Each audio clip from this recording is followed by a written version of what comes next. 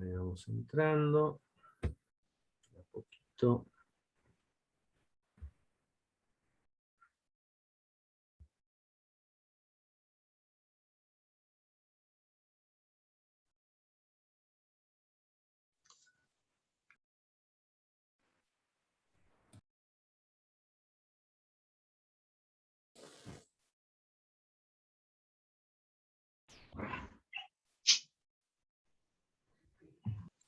¿Puedo sacar una duda acerca de la redundancia antes que entren los demás?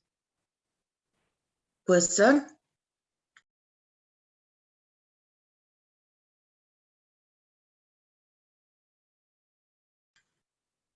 ¿Me escuchan? Santi. Profe, está con el micrófono en Me silencio. parece que Santiago no nos escucha. Claro, ¿ustedes me escuchan? Yo te escucho. Ahí se Perdón, desmuteó. estaba silenciado. Sí, sí, sí, perfecto. Ahí está. Quería sacar una duda acerca de la redundancia que dijiste. Sí. Ya como, por ejemplo, por favor, en los textos académicos es como, o sea, es decir, cuando explicas, y también puede ser en el texto, creo que de Winkins, él dice algunas veces como vimos anteriormente, sería Exacto. también Exacto. en una canción, un refrán, también sería una redundancia. Si es una música que tiene una estructura de un AB, es Exacto, se repite. Todas las redundancia. canciones tienen el leitmotiv, ¿no? El famoso leitmotiv que se repite, ¿no? El estribillo que se repite, ¿no? Siempre te queda más el estribillo. ¿Por qué? Porque lo cantás varias veces, ¿no? Porque, ¿no? A lo largo de la canción aparece, ¿no? Que es una forma de, ¿no? Que te quede más, ¿no? Que te quede En más. una poesía, por ejemplo, una redundancia, voy a dar un ejemplo de una poesía que no existe. No sé, y llovía, llovía y llovía, como eso sería también. Redundancia, sí, sí, sí. Son También. parte, claro, claro. Todas las repeticiones, ¿no? De una misma palabra, de una misma estructura, de una misma frase, ¿no? Las variaciones con sinónimos, todo tipo de sinonimia, ¿no? Las ejemplificaciones, ¿no? Son todos variaciones de esta operación, ¿no? De, que tiene que ver con la explicación, ¿no? Con repetir, ¿no? Con reafirmar, ¿no? Con subrayar determinado rasgo del mensaje, o parte del mensaje, o concepto, o idea, digamos. Uno dice una idea, ¿no? Una idea. ¿Cómo que se te forman las ideas? ¿No? Porque son palabras, frases, ¿no? Que van construyéndote un sentido, ¿no? Un concepto, ¿sí? Algo un poquito más armado, complejo, ¿sí? Pero eso no lo sacás de una, sobre todo cuando no estás en el campo ese, ¿no? Cuando estás entrando en un campo determinado del saber, del conocimiento, y necesitas interiorizarte, ¿no? De por dónde vienen todas las... Es como con un mapa, ¿no? Vos vas a un lugar que no conoces y tenés el mapa, y con el mapa más o menos te vas orientando. Después lo recorres, vivís ahí, ¿no? Y sabés para dónde queda un lugar, para dónde queda el otro, ¿sí? Pero al principio necesitas muchos signos que te indiquen, ¿no? Dónde están las cosas, ¿no? Tiene que ver con eso la redundancia, ¿no? Y Vos fíjense... hiciste una recién, ¿no? Cuando explicaste, y Claro, ejemplo. exacto. El discurso pedagógico está lleno de redundancia, ¿no? Y ahí tenemos, ¿no? La cuestión del arte, ¿no? La cuestión del arte es interesante porque en todo lenguaje, vos trajiste el de la música, el de la canción, ¿no? Pero tenés la pintura, tenés el cine, tenés todo tipo de relatos literarios, ¿no? Eh, ¿Dónde se establece digamos, el estilo, ¿no? Y lo propio de un artista, ¿no? En ese devenir que es, por un lado, repetición de cosas previas, ¿no? Uno no sale haciendo un dibujo de la nada. Uno dibuja con materiales, con formas, que ha visto en otros dibujos, en otras pinturas, ¿no? En otros artistas, y bueno, entras en un género, entras en un estilo, ¿sí? Y después vos le vas dando tu color, tu particularidad, tu manera, que siempre son variaciones, ¿no? El arte se juega en esto de la repetición y la variación, o un género determinado, el policial, cuento policial, o novela policial. Vos tenés el clásico, bueno, los cuentos de Edgar Allan Poe, las novelas de Agatha Christie, ¿no? El detective que era un cráneo que investigaba todo el caso y lo resolvía, ¿no? A partir de determinadas pistas, y al final te decía quién era el asesino. El asesino es el mayordomo, o es tal otro, ¿no? Y vos tenés un tipo de relato que ya sabés, una vez que entraste, ¿no? Cuando entraste en las novelas de Agatha Christie, el otro día estaban pasando un documental muy lindo en Film and Art sobre adaptaciones de las novelas de Agatha Christie al teatro, ¿no? En Inglaterra, ¿no? Y estaban todos los testimonios de los que hacían, directora de arte, etcétera, ¿no? Los guionistas, todo, y cómo habían entrado en ese mundo, ¿no? En la adolescencia, y habían leído, qué sé yo, 50 novelas, ¿no? Un montón de novelas, porque Agatha Christie publicó toda su vida, publicó un montón, ¿no? Una vez que vos le sacás más o menos la estructura, y bueno, después son variaciones, ¿no? Siempre hay un detective, está Hércules Poirot, que investiga, ¿no? Que es un cráneo, ¿sí? Que trabaja con la lógica, tenés una presentación de los personajes, tenés un asesinato o un crimen, ¿no? Y después una escena en la que se va a definir, ¿no? La solución a ese misterio de quién es el criminal, quién es el asesino, etc., ¿no? Y al final se conoce eso. Todo eso se repite, pero a la vez, dentro de esas repeticiones hay variaciones, porque si no sería siempre el mismo relato. Son relatos parecidos, con la estructura, con los personajes, con esto, el género policial, pero van variando, ¿no? El tipo de crimen, el tipo de criminal, el lugar donde transcurre, la escena, la cantidad de personajes, los tipos de personajes, los diálogos, bueno, todo eso es la variación. Entonces el arte trabaja en esa doble dinámica, repetición y variación, repetición y variación, ¿no? Y así tenemos, digamos, los podemos meter en cualquier lenguaje, cualquier tipo de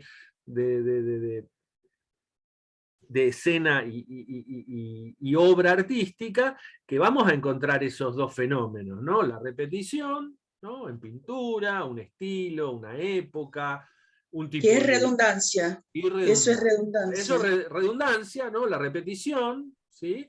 Y la variación, ¿no? Donde ¿no? Se va separando de eso que hiciste antes, de esas obras que te influyeron, y vas cambiando cosas, ¿no? A veces Pero son ahí estás radicales. hablando, perdón, ahí estás hablando de redundancia, pero es como, por ejemplo, redundancia puede ser en un discurso, uno solo, o en un estilo policial. El estilo policial se hace con la redundancia en diversos escritos, diversos cuentos, diversas novelas. Claro. La redundancia en la pintura sería, por ejemplo, renacentista, todo bien, simétrico, el estilo, ¿no? En una sola pintura, sería de varias. No sé si me explico, mi duda. Vos No vas entiendo cómo se hace construyendo, la redundancia como en la pintura, por ejemplo. vos vas construyendo con ciertos rasgos que le dan una estructura. En el relato es el tipo de personajes, el tipo de trama, el ambiente, rasgos que se repiten, ¿no? No necesariamente en el mismo cuento. Vos trabajás un cuento y bueno, se parece a otros cuentos que vos leíste antes y que ya los lectores conocen, ¿no? Así se construye la idea de género, ¿no? Tenemos el género, que son rasgos temáticos, estilísticos y retóricos, ¿no? De forma, ¿sí? Bakhtin, ¿no? Ustedes leen Bakhtin, ¿no? La cuestión del género está ahí. Tema, estructura, tema y estilo, ¿no? Entonces, tenés la forma, tenés la estructura de cómo se va organizando el relato, ¿no? Y tenés el tema, ¿no? De qué se está hablando, qué, dónde, ¿no? De qué va la historia, ¿no? Pero eso lo encontrás en la plástica, lo encontrás en la música, lo encontrás, ¿no? En el estilo romántico. Bueno, tenés un tipo de armonía, tenés un tipo de sonoridad, de color en las notas, ¿no? Tenés un tipo de pieza, como vos decías, una estructura que se repite, A, B, A, C, A, coda, ¿no? Etcétera, etcétera, ¿no? Entonces, cada lenguaje, ¿sí?, artístico va a ir trabajando con este movimiento, ¿no? De construir sobre lo ya hecho. Fíjense, es Piaget, ¿no? Es esto, construir sobre lo ya hecho, y lo ya oído y lo ya dicho, ¿sí? Pero a la vez darle siempre algo nuevo, ¿no? Que eso nuevo a veces puede ser muy radical, ¿no? Acá, perfecto, acá van copiando. Yo las copié, ¿no? Perfecto, pero lo vamos a... Acá lo que dice Lautaro, ¿no? Se repiten ciertos arquetipos, totalmente, totalmente, ¿no?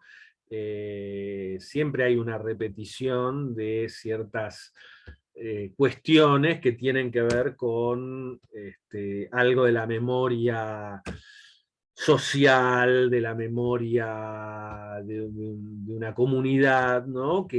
¿No? Los mitos, los arquetipos, ¿no? Jung, ¿no? Todas esas cosas que están en el inconsciente colectivo, que aparecen en los sueños, ¿no?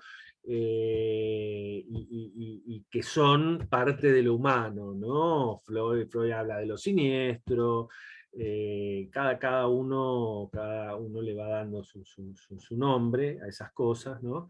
Que hacen a lo humano, ¿no? Los grandes temas, ¿no? Sí, totalmente, ¿no? Jung es un tipo para leer y releer, es muy interesante, y para ustedes que están en este tema del arte me parece una lectura fundamental, ¿no? Que seguramente lo leerán o lo habrán leído o lo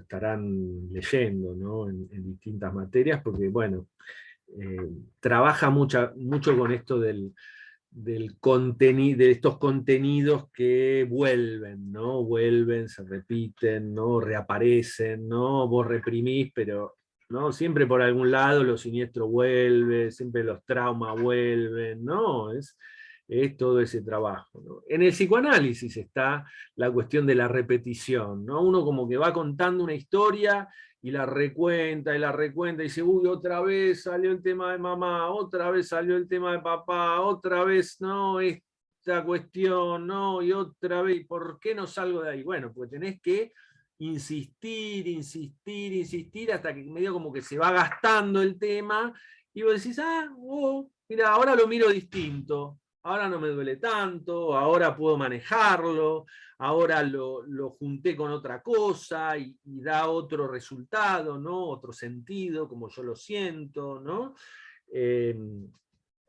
Estamos, ¿no? Lo humano parte de eso, ¿no? El lenguaje está hecho de eso, ¿no? De la repetición y de la variación, de la repetición y de la variación, ¿no? Y a veces esto le decía, a veces pueden ser muy radicales, ¿no? Como por ejemplo las vanguardias estéticas, que vos decís, bueno, vamos con todo hacia la variación, ¿no? Tratamos de hacer algo nuevo totalmente. Entonces decís una página en blanco y una palabrita por allá, el dadaísmo, ¿no? Otra palabra por allá y no significa nada, ¿no? Decís el lector, lo desorientás, ¿no? O el teatro del absurdo, o sí, o movimientos así más hacia el extremo, que te trataban de mover al espectador, de mover al receptor, de conmoverlo, de desorientarlo, ¿no? al espectador burgués, ¿no?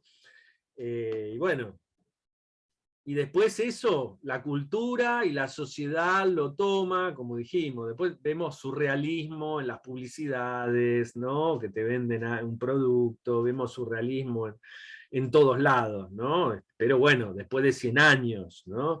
Imagínense esas primeras actuaciones en teatritos de París, ¿no? A todos estos locos, Breton y Eluard y todos estos locos que leían poesía surrealista y la gente decía, estos locos, ¿qué están diciendo? ¿No? O los dadaístas, ¿no? Que se producían como grandes performances, ¿no? En donde el público les tiraba verdura y les tiraba tomates y se hacían como batallas campales, ¿no? Había una cosa de provocar, ¿no? Porque por supuesto era una época muy, no sale de la nada la vanguardia, era una época en la que la Primera Guerra Mundial, el fin de los imperios europeos, ¿no? Las revoluciones obreras, la Revolución Rusa, bueno, exactamente, la Revolución Bolchevique, ¿no? Todo estaba movilizado y bueno, el arte en general está siempre un poquito adelante de los grandes movimientos sociales y percepciones y cambios en la sociedad, ¿no? Siempre el arte va anticipando cosas, ¿no? Vos ya los tenías a los poetas, a Baudelaire, a Mallarmé, a Verlaine, ¿no? Todos estos iban leyendo en el siglo XIX marcas, ¿no? De lo que iba a ocurrir en la sociedad, de lo que estaba ocurriendo en la sociedad y que por ahí no se percibía, ¿no? Tan claramente, y de lo que iba a ocurrir, ¿no? Todos estos movimientos sociales tan fuertes que se iban a dar en el siglo XX, ¿no? Y las guerras, ¿no? La soledad del individuo, del ciudadano, etcétera, etcétera. Entonces, bueno, estamos en estos dos movimientos, ¿no? Y ahí es tratar de ver con algún ejemplo que ustedes, digamos, encuentren, qué es lo que pasa con esto del arte y la redundancia y la sorpresa, ¿no? Con qué se puede sorprender, con qué no, cómo ocurre la sorpresa a partir de la repetición, ¿no?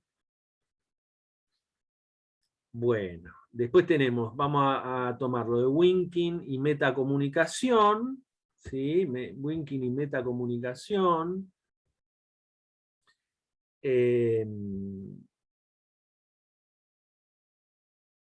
La metacomunicación, todo lo meta, ¿no? Metalenguaje, metacomunicación, ¿no? Tiene que ver con un punto de vista que está por sobre la comunicación, por sobre el lenguaje, como una abstracción, ¿sí? Un colocarse aparte, arriba, a un costado, ¿no? Y observar qué es lo que pasa, ¿no? Cuando decimos no te entiendo, ¿no? La función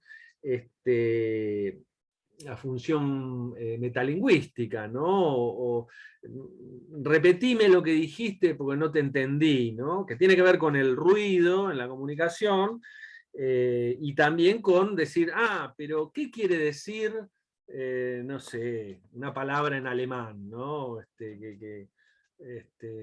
Weltanschauung, ¿no? ¿Qué quiere decir? ¿No? Que de repente estás leyendo, o un profe o alguien te comenta, no, porque estuve leyendo a Benjamin y tal, ¿no? ¿Qué quiere decir? ¿No? Esto es lo meta, ¿no? La metacomunicación, el metalenguaje. Vos te preguntás, reflexionás, haces un comentario, una observación sobre la forma en que te comunicas, sobre algo del lenguaje, sobre el código, ¿no? Sobre la forma en que está dicho, escrito, representado, ¿sí? En este lenguaje, ¿no? Con eso tiene que ver lo metacomunicativo, ¿no? Que es una función importantísima del lenguaje, porque tiene que ver con el aprendizaje del lenguaje, tiene que ver con la posibilidad de entender lo que no se entiende, ¿sí? De aprendizaje, ¿no? Es una función, digamos, clave, ¿no? Porque si no estaríamos en este esquema transparente, ¿no? En el que todos nos entendemos, todos compartimos el mismo código, y los mismos significados, y para todos significa todo lo mismo, ¿no? Y no es así, ¿no? Es lo que dice Kerber también. Bueno, hay filtros, ¿no? En el lugar de la emisión y de la recepción, que hacen que en realidad uno de ese lenguaje, ¿no? Y de esa lengua esté como tomando cierta parte, ¿no? Un idiolecto, ¿no? Sí, una parte, ¿no? Que tiene que ver con cómo uno aprendió el lenguaje, en qué situación social, en qué familia, en qué colegio, ¿no? Con qué trabajo, ¿no? Y todo eso te hace en qué lugar del mundo, en qué país, en qué región, ¿sí? Todo eso va dándole particularidades, ¿no? A cómo nosotros nos vinculamos con los otros a partir del lenguaje. Si no, todos nos entenderíamos en toda la situación, vos hablarías con un alemán, y vos hablarías con un jujeño, y vos hablarías con un, ¿no? O con alguien del conurbano, y después hay jergas, hay variaciones, hay sobreentendidos, ¿no? Entonces, toda esta parte de lo metalingüístico y metacomunicativo es fundamental, ¿no? Para poder entender en dónde estamos, ¿no? Bien. Pero para definir, Sí, yo te pregunto, Santiago, sí. ¿qué es la metacomunicación? En, no sé, 6 palabras, en poco, para tener un concepto, no puedo agarrarlo. La metacomunicación tiene que ver con todo tipo de operación en la cual se habla sobre el lenguaje, se reflexiona sobre el lenguaje, se habla, el tema es el uso del código, ¿no? Se reflexiona acerca de cómo te comunicas, no sobre el mundo. Entendí, Una cosa gracias. es, Jacobson te lo separa en los dos factores, en las dos funciones, ¿no? Función referencial, bueno, está lloviendo. Hoy, martes 7 de septiembre, amaneció lluvioso y va a seguir lloviendo según el pronóstico de acá al jueves, ¿no? Función referencial. Comunicamos un aspecto del mundo, ¿sí? En general, muchas de nuestras comunicaciones tienen que ver con eso, ¿no? Intercambiar información. Ahora, cuando la información es acerca del lenguaje en sí mismo, ¿por qué dijiste servicio meteorológico y no dijiste el estado del tiempo? ¿Sí? Cuando vamos reflexionando sobre las palabras que utilizamos, sobre el estilo con que nos comunicamos, etcétera, un minutito.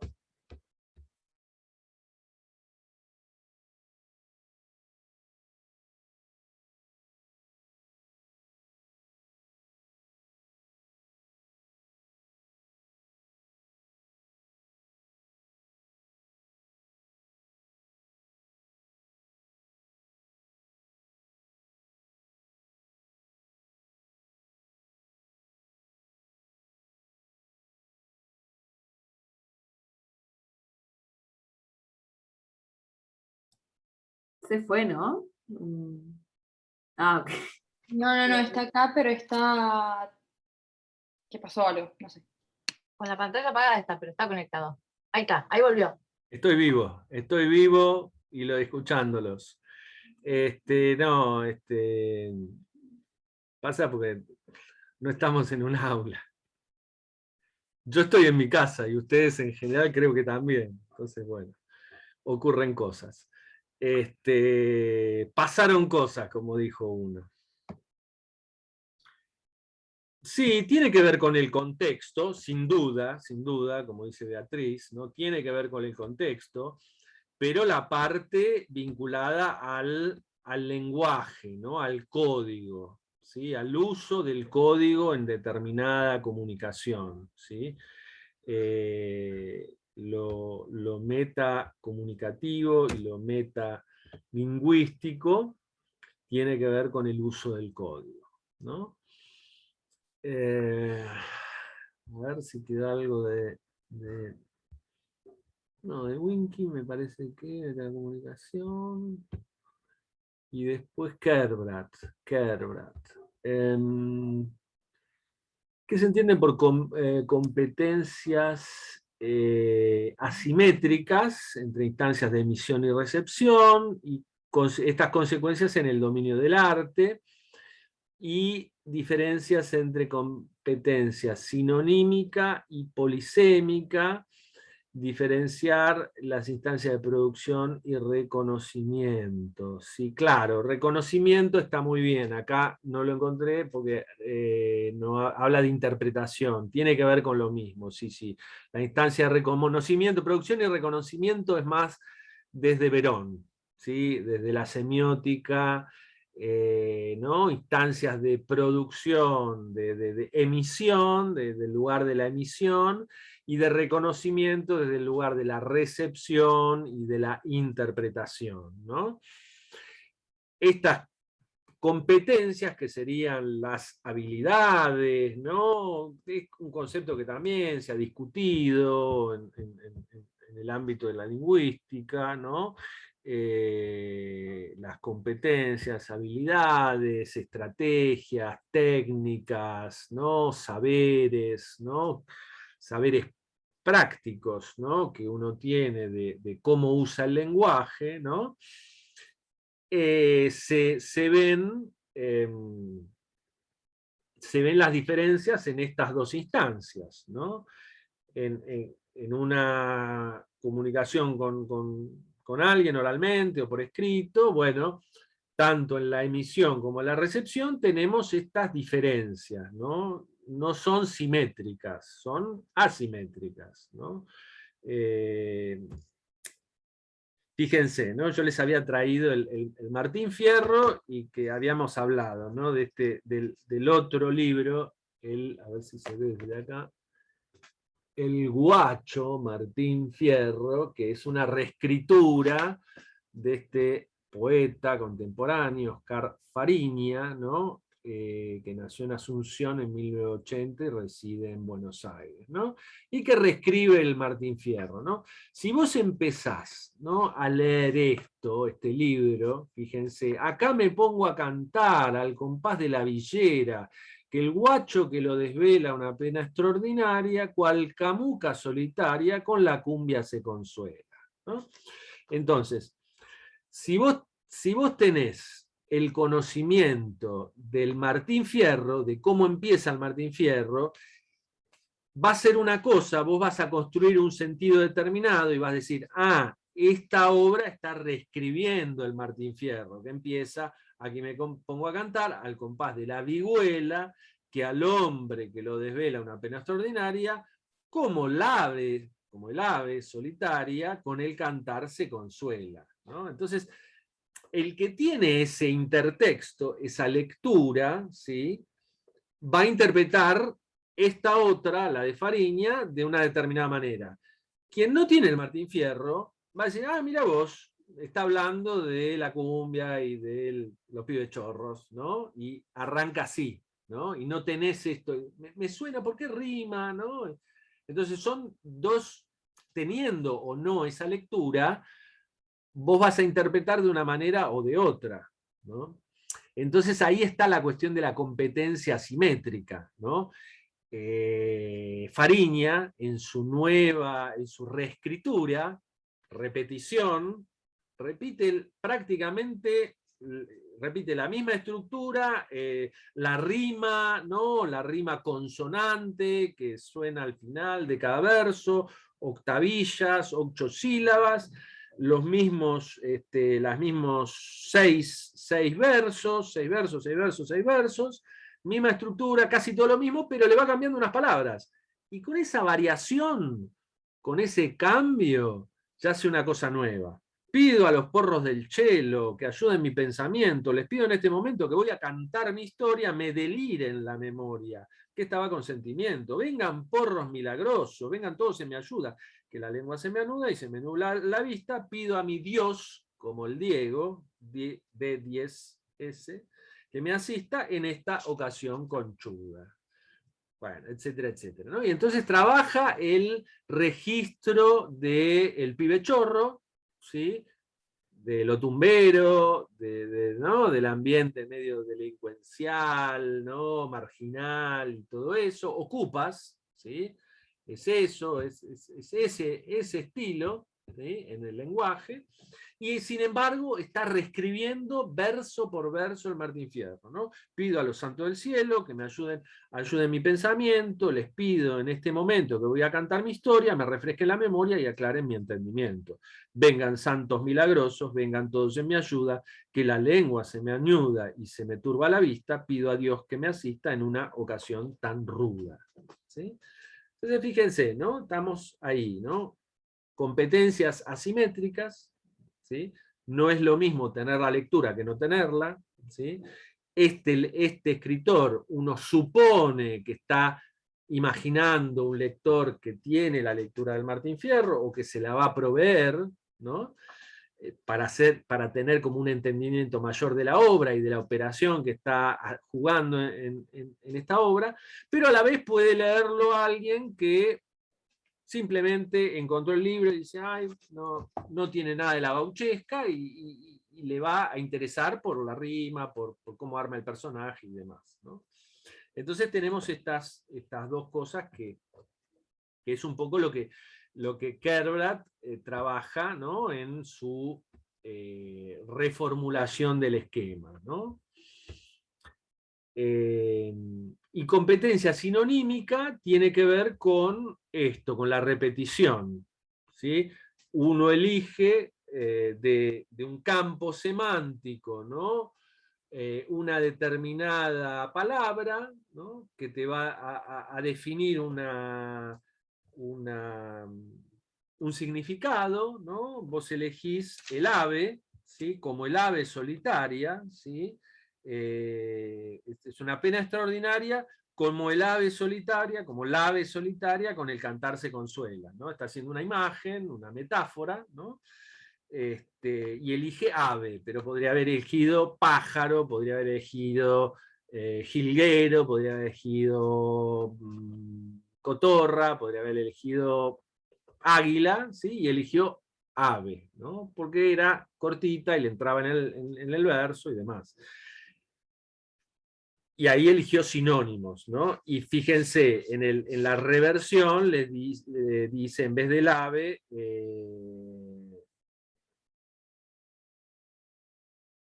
una pena extraordinaria, cual camuca solitaria, ¿no? Cual mucama solitaria, ¿no? No elige ave, elige camuca, ¿sí? Entonces, camuca no es mucama, no es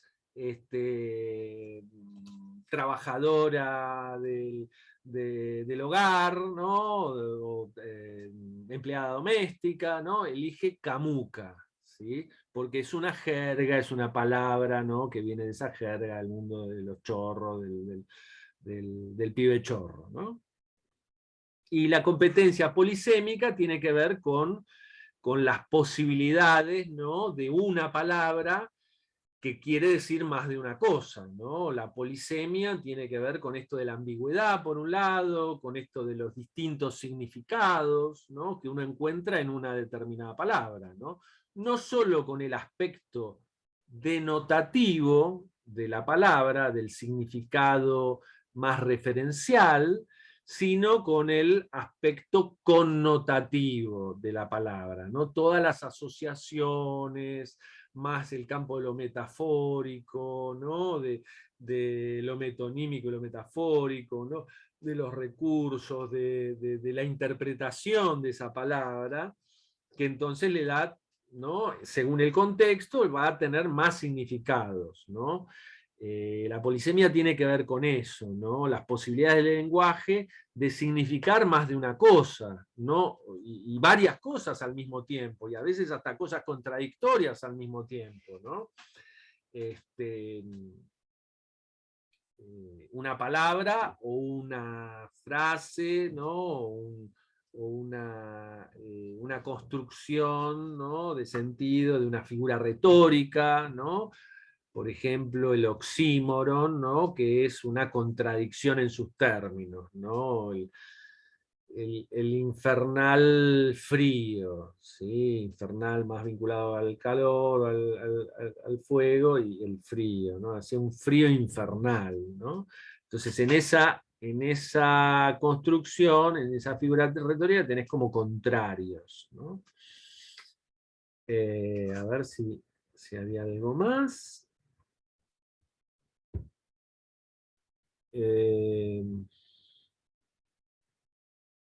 No, me parece que estamos ahí, ¿no?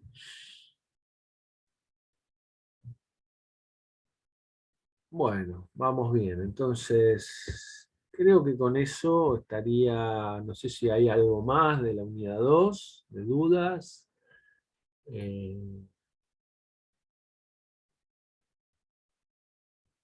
Tenemos, por un lado, bien Nazarena, tenemos por un lado Winking, que hace referencia más a un recorrido histórico, ¿no? De los modelos de comunicación, el modelo más de redundancia, ¿no? De Wiener, ¿no? Después el modelo informacional, matemático de la información de Shannon, ¿no? Muy similar ese modelo que dio a la cibernética, que hizo aparecer, ¿no? Todo el trabajo de la cibernética, las computadoras y demás, ¿no? Trabajando más con la información, más allá de cómo estaba escrita, de la forma y demás, sino trabajando con las estructuras informacionales muy básicas, ¿no? La repetición de esas estructuras y la diferencia. El esquema de Jacobson desde la lingüística que se parece, ¿no? Como en los factores y en la sencillez, ¿no? del enfoque, ¿no? Por otras causas, ¿sí? Se parece a este esquema. Y después la lingüística, ¿no? Con Kerbrat, que hace una crítica de este esquema y de su utilización, ¿no? Medio burda, para tratar de complejizar, ¿no? la comunicación. Ahí entra todo lo de Piaget, ¿no? Con las formaciones imaginarias, con las preguntas, ¿no? Que surgen de lo ya dicho y lo ya oído, ¿no? Y después, por otro lado, toda esta otra línea de todos esos esquemas se sintetizan en el modelo telegráfico, ¿no? Más lineal, ¿sí? Más como sencillo, más simplificado, diríamos. Y por otro lado, este otro esquema más complejo, más orquestal, la metáfora de la orquesta, la lectura de la partitura de una orquesta, que tiene que ver con el contexto y con las conductas humanas, ¿no? Que significan cosas en un contexto determinado y en el cual intervienen un montón de factores, no solo verbales, sino extraverbales, ¿no?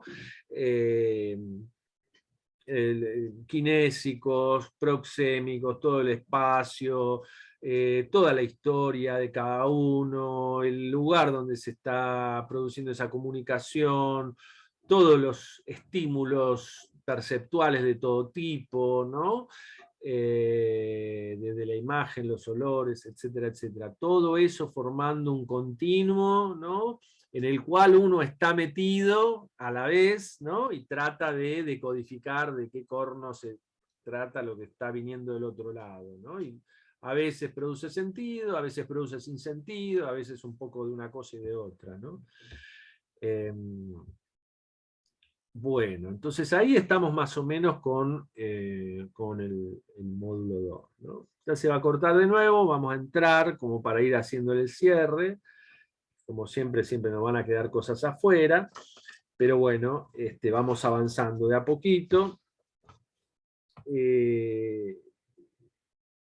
Módulo de escritura, ¿no? El texto de Carla es como muy orientador. Ustedes vieron, ¿no? Que la escritura está vinculada con la oralidad, siempre hay un ida y vuelta, un contrapunto con la oralidad. A medida que vayamos leyendo estos textos de oralidad también, nos vamos a ir dando cuenta cómo están interrelacionadas, ¿no? Hay todo un montón de hipótesis sobre el comienzo del lenguaje, ¿no? Si tenía más que ver con el signo y el gesto, y la comunicación para la acción, ¿no? Cómo está mediatizada esa comunicación, ustedes ya lo empezaron a ver todo en la unidad 1, ¿no? Todo el tipo de mediatización, ¿sí? La escritura, ¿no? Con sus diversas